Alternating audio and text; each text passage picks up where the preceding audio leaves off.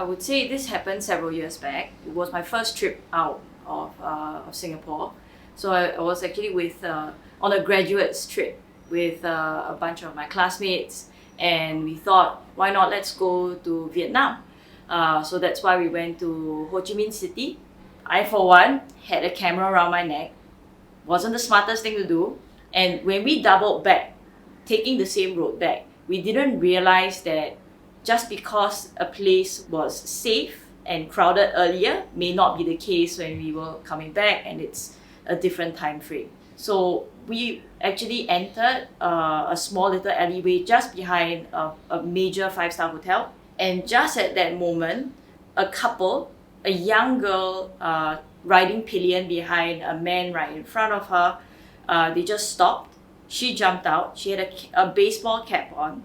And what she did was she fanned out a bunch of postcards, and she basically put it right above the camera and just right under my line of sight. So she just blocked the camera from view, and she pushed against me, and she kept saying, you want to buy, you want to buy, you want to buy. And then what she did was she took a knife of some sort and she cut the camera from the strap, and then basically she just jumped back. My friend tried to help.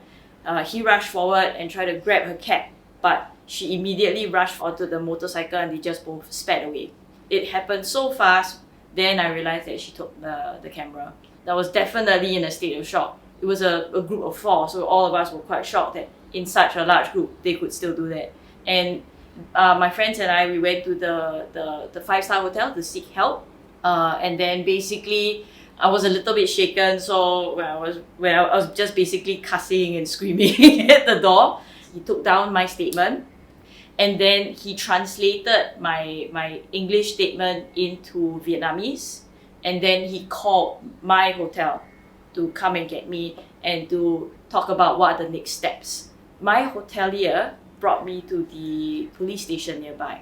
The officer actually took down my statement, and he passed it over to me to sign, but it was fully in Vietnamese.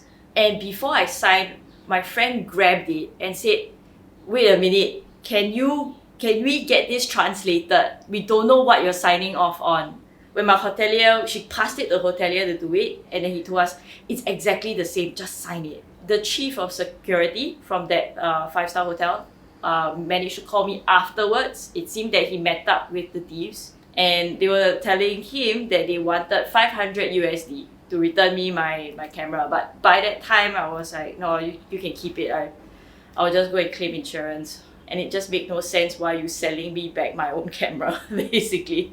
When the snatch theft happened, definitely I was basically blanked out. I did not know what happened for a short moment. I just felt a sense of fear and trepidation, like something is happening, but you don't know what it is. So your anxiety is through the roof. Basically, I would say you're in a fight or flight mode. And then after that, when the danger has passed because they jumped onto the motorcycle and sped away, that was the moment where I start to take stock of what happened. And I started to, did they try to get my bag? Did I lose something there? Did I lose what? Then you start checking. And that's when I found out about the camera. And once I found out that, yes, the camera is gone, I definitely got angry. The build-up of that emotion slowly came in. So I was just shocked that it happened. And then it was the why me? And what happened, that was the reason why I was screaming in the hotel lobby. They felt the fear. They felt that there was danger. They recognized that when this entire thing was going down, even all the way through the part where we went to the police station, there was a lot of anxiety. Because the truth is, we're in another country. We are dealing with people who don't speak English as a first language. I think the first thing that I felt when we entered the police station is that I just needed help.